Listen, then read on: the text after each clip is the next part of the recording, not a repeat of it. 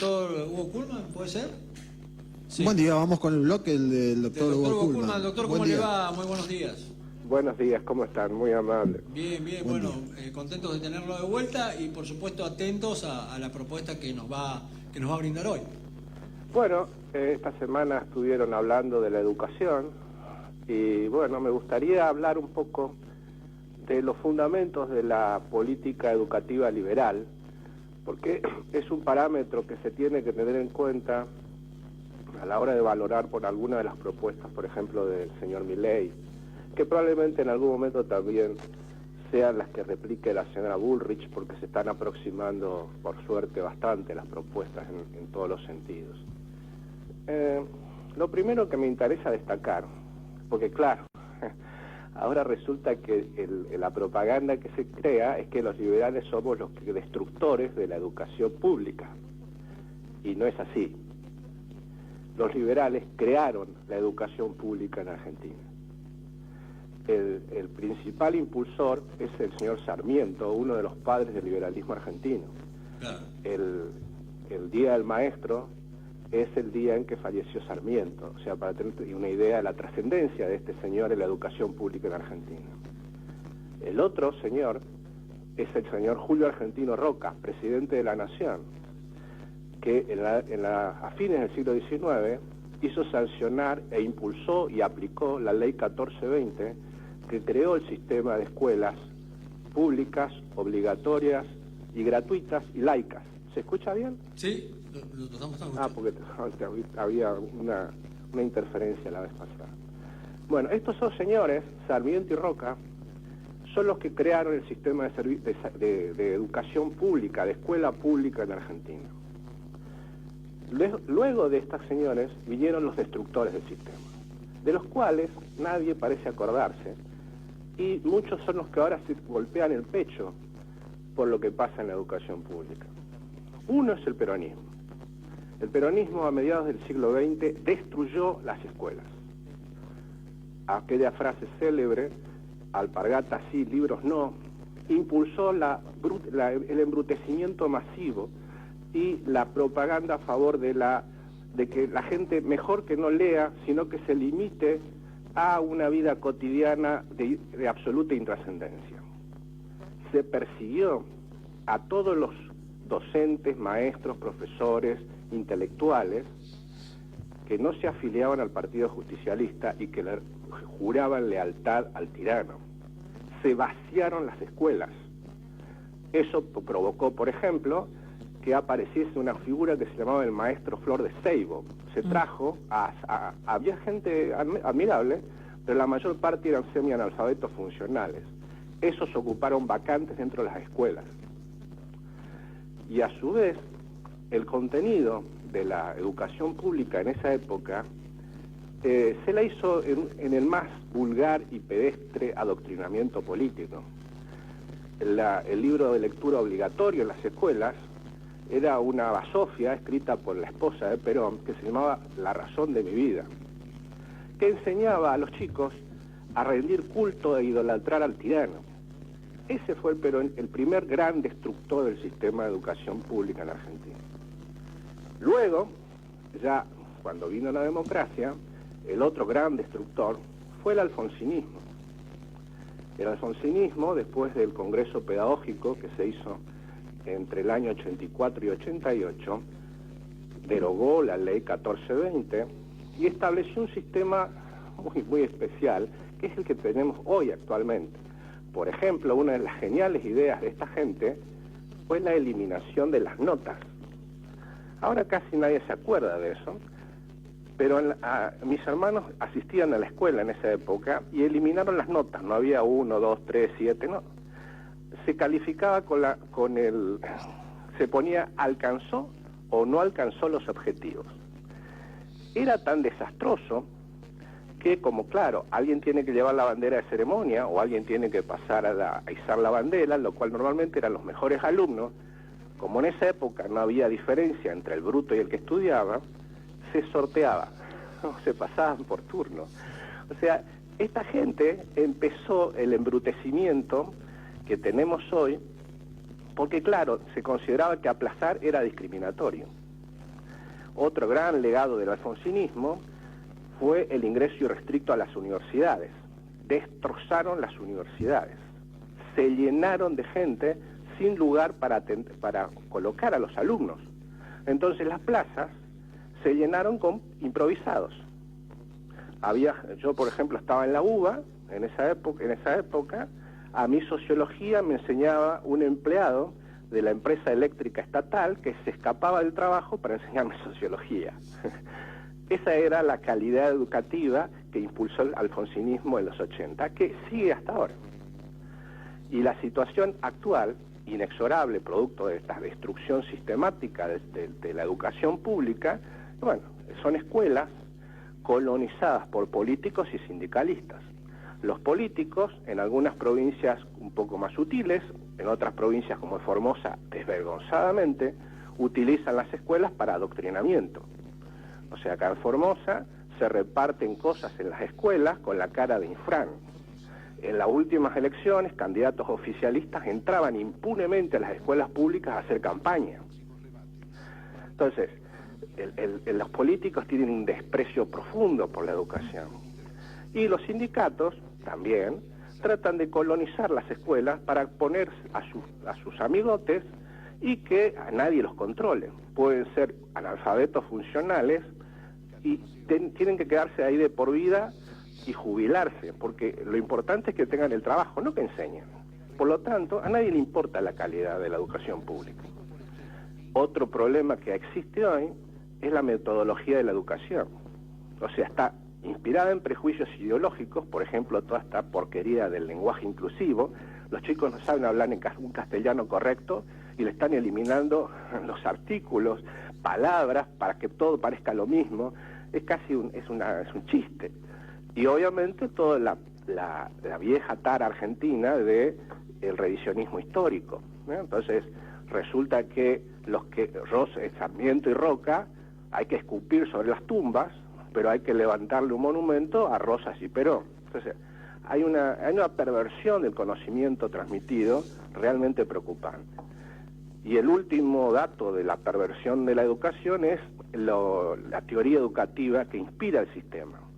Les recomiendo, hay muy buenas conferencias en YouTube, están gratis, accesibles, de una argentina, Ana María Borsone, que explica en detalle cómo lo que se conoce como la psicogénesis de la escritura es un mecanismo perverso para embrutecer a los chicos. Y ella tuvo experiencias, enseñó a chicos en escuelas, en villas marginales en provincia de Buenos Aires, y también acá en el Chaco, en unas escuelas de toba, que en un año logró que los chicos de hasta 5 años aprendiesen a leer y escribir sin ningún problema. Cosa que en la escuela pública hay mucha gente que egresa del secundario y no sabe leer y escribir. O sea, es evidente que todo mal se está haciendo en educación pública, por lo tanto los resultados son los que tenemos. En este universo viene Milei y propone una revisión profunda del sistema. Entonces, ¿cuáles son los presupuestos de los liberales en materia de educación pública? ¿Qué fue lo que inspiraron a Sarmiento y a Roca? Primero, Sarmiento decía hay que educar al soberano. ¿Cuál era la idea? De que los ciudadanos, si son ignorantes, no pueden votar. No distinguen entre el charlatán y el que le ofrece algo sensato. O sea, hoy, por ejemplo, aparecen políticos que dicen vamos a controlar la inflación cerrando los negocios.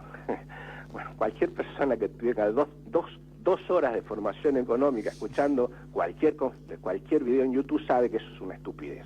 Pero como la Argentina ha sido sometida a un proceso de embrutecimiento severo, el soberano no sabe distinguir a los charlatanes. Sarmiento también impulsó en su época al soberano hay que enseñarle gente con altísima calidad profesional. Por eso hizo escuelas normales en todo el país. Y originalmente, porque no había, obviamente cuando se empezó todo maestros, hasta trajo maestros del exterior. Las maestras inglesas que los metió por los rincones más alejados del país, porque claro, Sarmiento tampoco quería enseñarle en el puerto de Buenos Aires, sino que los metía bien lejos porque creía que la gente más humilde era la que tendría que tener acceso a esta educación pública. Y finalmente, el otro aspecto interesante a destacar de la política de los presupuestos liberales es lo que decía Roca, afianzar la autonomía de las familias.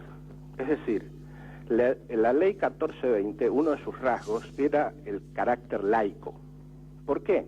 Porque Roca lo que quería era que no fuese un instrumento de adoctrinamiento religioso, porque en esa época las escuelas las controlaba la Iglesia y utilizaba la Iglesia las escuelas para hacer catecismo. En fines del siglo XIX venía gente que no necesariamente era católica, entonces los obligaban a aprender algo en lo cual no creían. Entonces lo que decía esta gente es no, que el padre decida cuestiones extremas. Nosotros les enseñamos a matemática, lengua, todo lo que es cuestiones personales, familiares, lo decide la familia.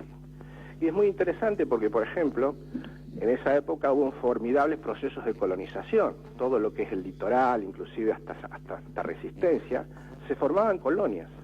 Colonias que se forman como una especie de country. Había una persona que compraba varias hectáreas, las parcelaba y vendía. Pero, claro, la gente no se iba a meter al medio del monte sin tener algo para la familia. Entonces esas personas hasta le hacían escuelas en las colonias. ¿Quién nombraba a los maestros, los contenidos en esas escuelas?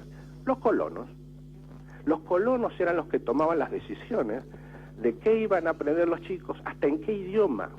A principios, hasta 1920, un tercio de la Argentina hablaba otro idioma, no hablaba español, porque los padres decidían el idioma que iban a elegir sus hijos. Eso es algo básico, o sea, que es la familia la dueña del contenido de las cuestiones personales que se tienen que enseñar a sus hijos, no los políticos, no los sindicalistas, no los expertos en educación. Y otro dato que es fundamental es que se trata de un servicio público. Servicio público no significa estatal. Servicio público significa que es obligatorio. Eso es algo público, no está sujeto a la voluntad de las partes, tiene que existir y los chicos tienen que aprender.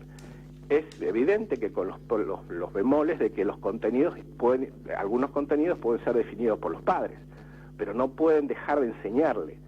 De hecho, se puede utilizar hasta la fuerza pública para llevar a los chicos a la escuela.